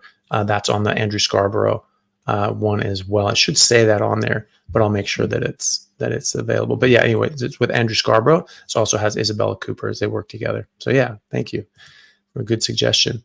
Ren GT3 from X just said, "Proud carnivore here. Love your work." Oh, that's great. Well, thank you very much, and glad to see that you're doing good on a carnivore diet.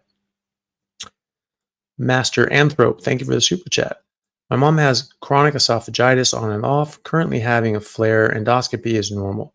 Doctor recommended a PPI, but not helping, and appetite is poor. Can animal-based eating help? If so, how? Thanks. Yeah, it can. So, it depends on what's causing it, right? So if the doctor thinks that this is like reflux, then that's why you sort of give a PPI, but then again, it's not really working. So maybe it's something else. High insulin increases the acid output of your stomach, so you actually get you can get gastritis, you can get reflux, you can get sort of painful irritation from that excessive amounts of acidity from the high insulin. So going on a ketogenic diet, that lowers your insulin down to a normal level, and your stomach pH goes to a normal level as well, as you stop getting that problem. It also just reduces inflammation in general. There's a lot of people that have been having very strange esophageal diseases, and they go away. So it just depends on what's causing it. First and foremost, there are definitely things that are not caused by our diet, but a lot of things are. A lot of things are at least influenced by them as well. And so I think that it's definitely worth a shot. I would expect that it would help in this way, but it'll definitely help in 1,000 other ways. And like with you wouldn't necessarily need a PPI, certainly, because you wouldn't have as much acidity either. So yeah, I would expect it to help, but again, depends on what's causing it. And it doesn't cure everything, just the things that are affected by improper nutrition. Steve Large, thank you for the super chat. I keep thinking of Steve Largent, who's a Hall of Fame receiver for the Seahawks, who was awesome. He was one of my favorite players as a kid. Is liverwurst okay? I've enjoyed liver, but I love liverwurst. Depends on what's in the liverwurst, how much other garbage and nonsense and plants and seasonings that they put in the liverwurst. If it's pretty clean, then sure, but I would just avoid it if it has a lot of other ingredients. I would just keep it to meat-based ingredients, meat and salt. So liver and a bit of ground beef or whatever, if they have that, and that's it really. I just sort of leave it at that. And if it has a whole bunch of spices and other sort of stuff, then I'd probably avoid it. But see how you go. Maybe your butcher can make some special. You make them at home, and you can make them sort of clean. It depends on what else is in there, along with the liver and the meat. John 9, thank you for the super chat. It looks like your question is down here. 2 months, strict lion, meat, water, salt only. Sorry, meat, water, and salt only. Fat levels okay, judging by stools. Cannot lose weight. Only 5 kilos to go, but won't budge. Wife is underweight and losing weight, eating more than me. Ideas. Well, she needs to probably eat more. She just needs to eat fatty meat until it stops tasting good.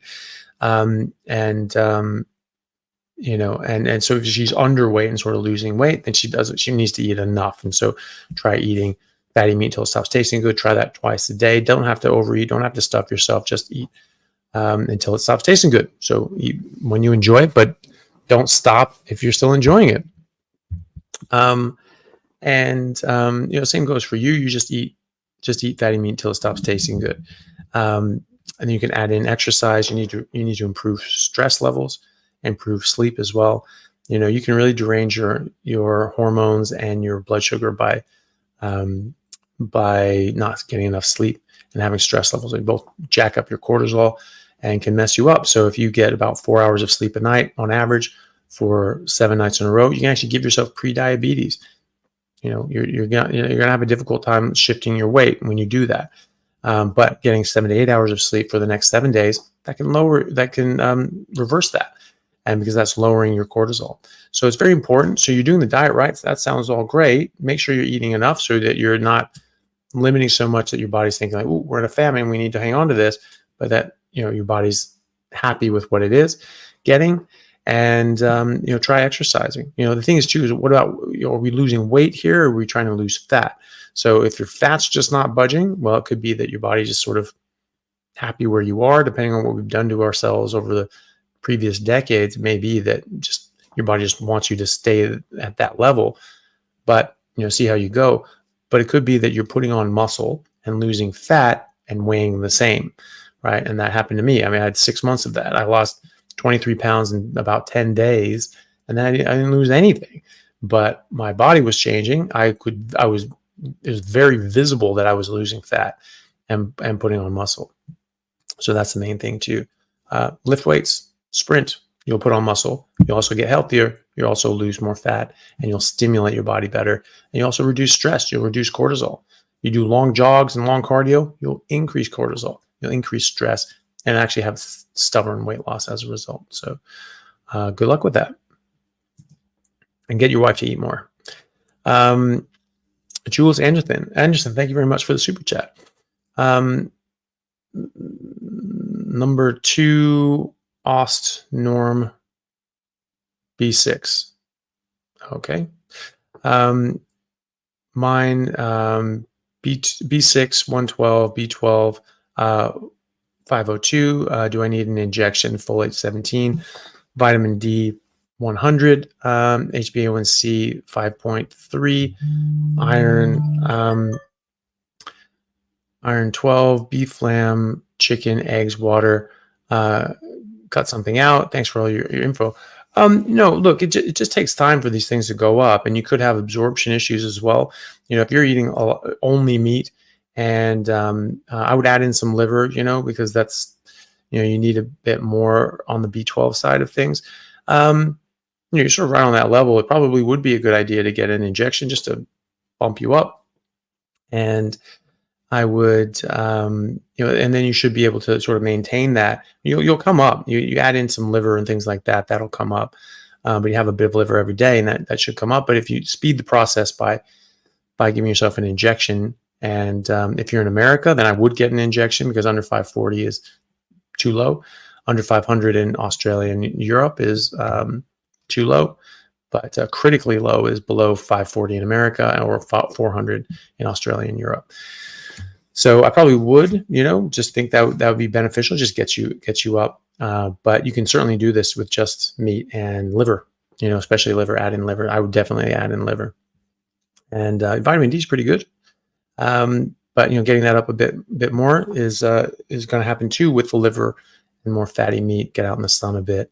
But that's what I would do. I would add in liver, cut out everything else except for meat and liver, and yeah, maybe just get a B12 shot just to catch you up.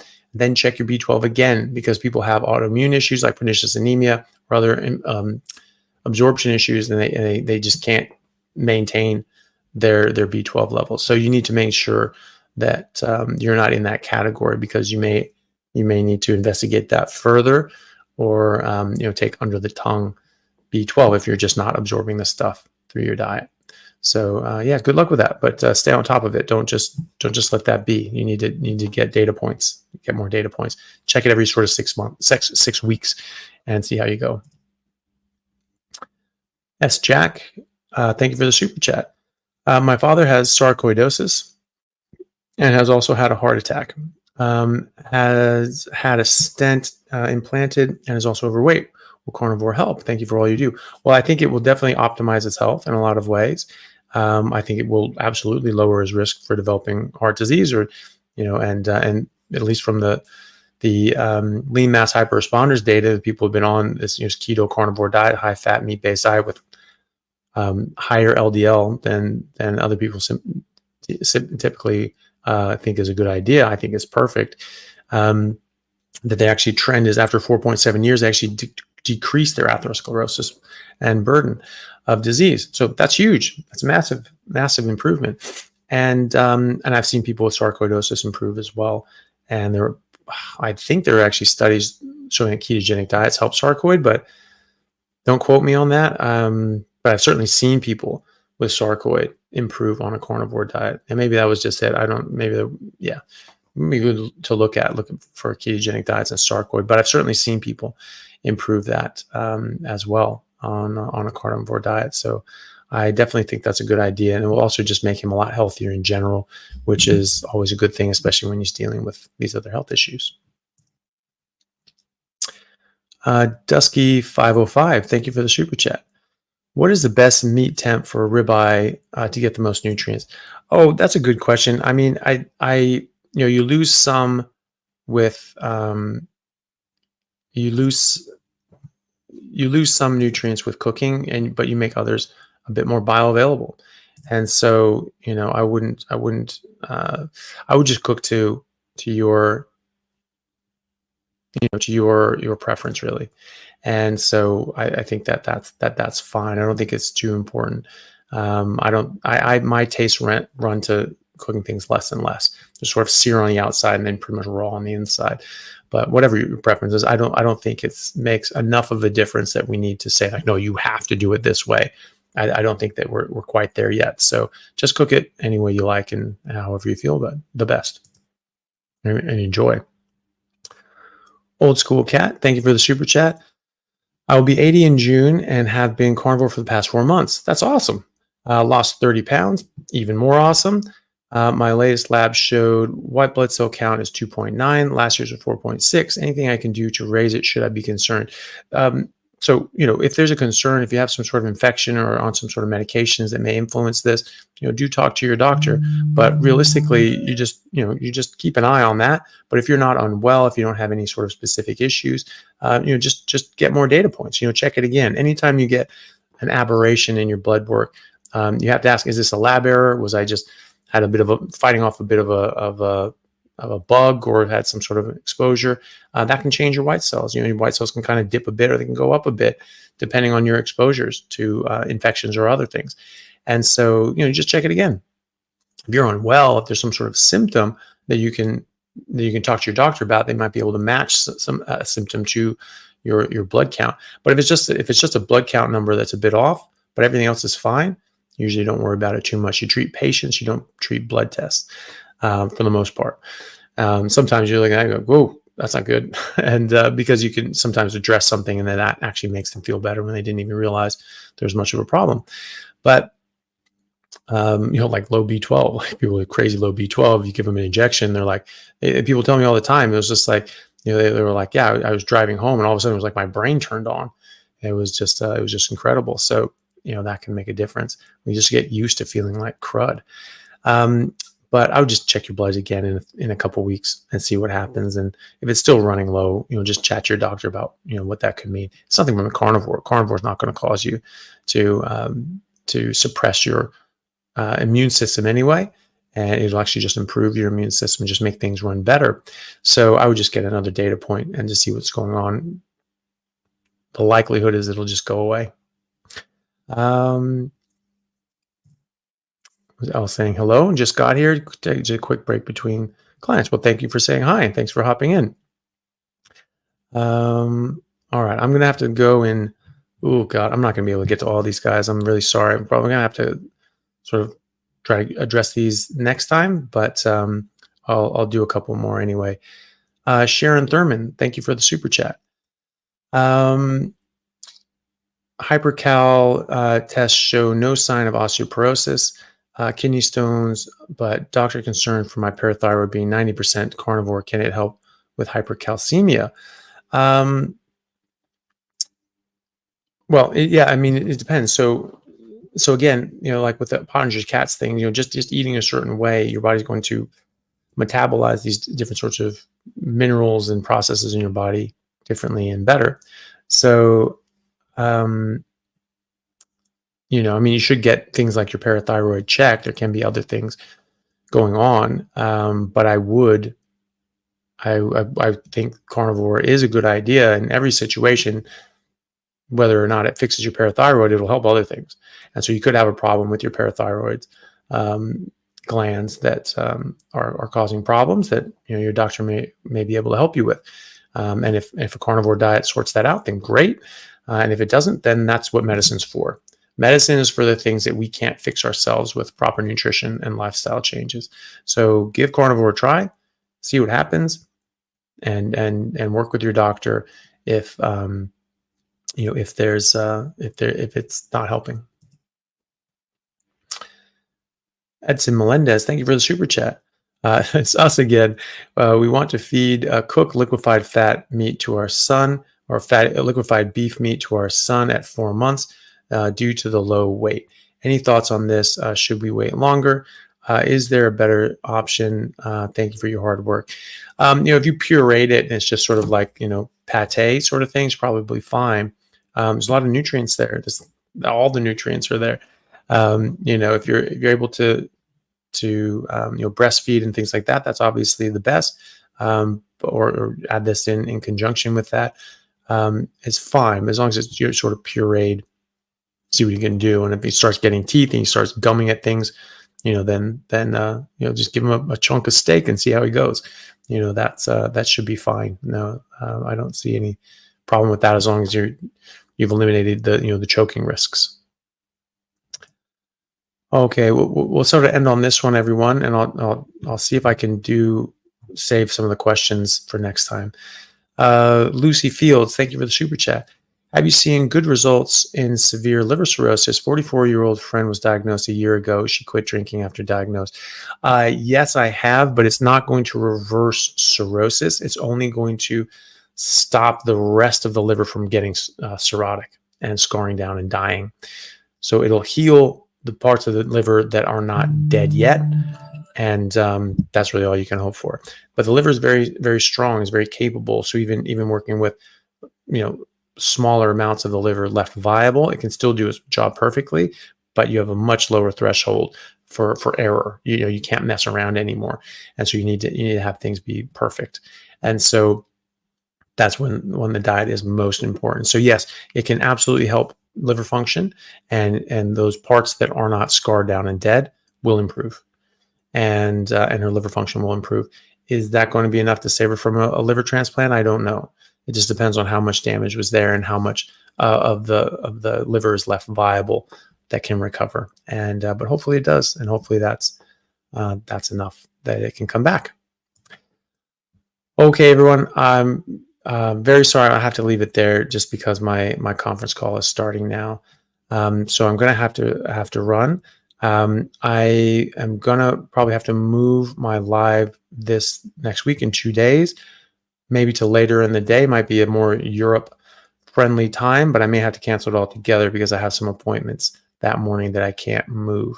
So that's going to be the case this time. If I'm able to move it to a different time on the Friday for me, then I'll do that. If not, then we'll just be back next week. And this weekend, I'll be in Melbourne for the Regenerate conference. So if anybody's going to that, I'll see you there.